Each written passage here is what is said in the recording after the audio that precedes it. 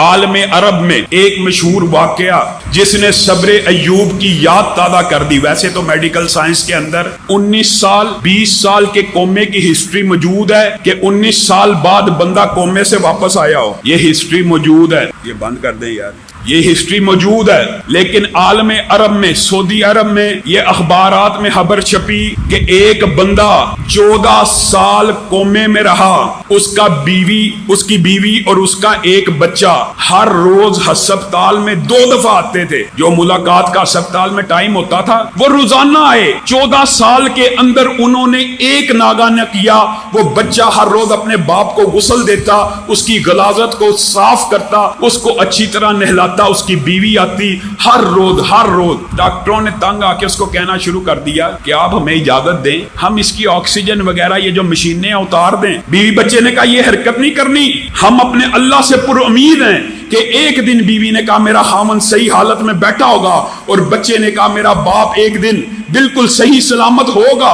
ہسپتال والے امید چھوڑ چکے ہیں, عملے والے امید چھوڑ چکے ہیں. ان بیوی اور بچوں نے امید کا دامن ہاتھ سے نہیں چھوڑا. 14 سال گزر گئے. 14 سال بعد بیوی ایک دن ہسپتال میں داخل ہوئی. کیا دیکھا؟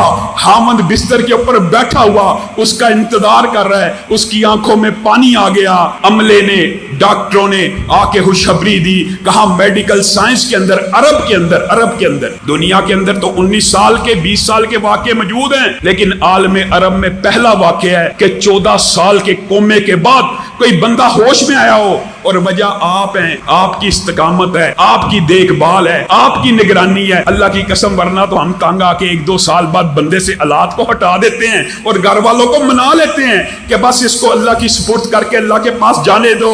تم کیا عمل کرتے تھے؟ بیوی نے کہا میں گھر جا کے اپنے رب سے دعا کرتی تھی, اللہ ایک دن میری زندگی میں ایسا لانا کہ میں اپنے خاوند کو اپنی آنکھوں سے تندرست دیکھوں, اور یہ میرا جو بچہ ہے یہ محلے کے غریبوں کے اندر خیرات اور پیسے کو تقسیم کیا کرتا تھا, اور ان کو پیسے دینے کے بعد کہتا تھا میرے باپ کے لیے دعا کرو کہ میری زندگی میں ایک مرتبہ میرے سر کے اوپر شفقت سے ہاتھ پھیرے. آج ان دعاؤں کا نتیجہ ہے, اور ان غریب آدمیوں کی اور لوگوں کی اور اس خیرات کا نتیجہ ہے کہ تم دیکھ رہے ہو میرا خاوند زندہ سلامت بالکل صحیح حالت میں موجود ہے.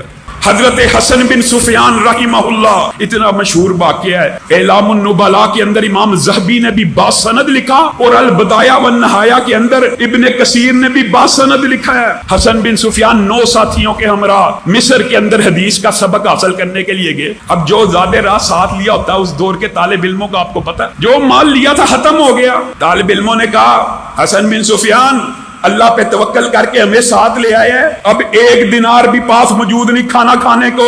اٹھ اور لوگوں سے امداد کی اپیل کر, محلے میں نکل, پیسے مانگ.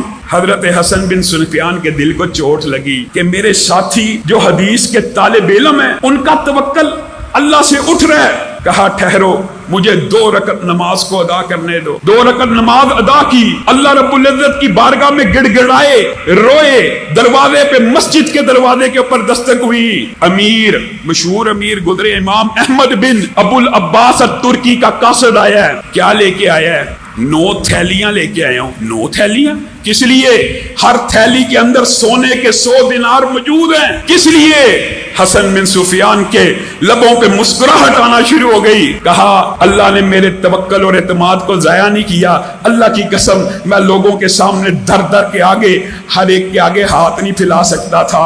میرے دل میں خیال آیا کیوں نہ اس کے آگے ہاتھوں کو پھیلاؤں. کہاں ہر بندے کے سامنے ہاتھ کو پھیلاؤں گا, آج اس حکم الحاکمین کے سامنے ہاتھوں کو پھیلاتا ہوں. دیکھو کتنی عظیم مدد آئی. اور پوچھا ابو العباس ترکی کو ہمارا خیال کیسے آیا؟ کہا آج ہی دوپہر کلولے میں سو رہے تھے کہ حسن بن سفیان اور اس کے 9 ساتھی مسجد کے اندر بیٹھے تیری مدد کا انتظار کر رہے ہیں, اور تو ان کی خدمت سے غافل ہے.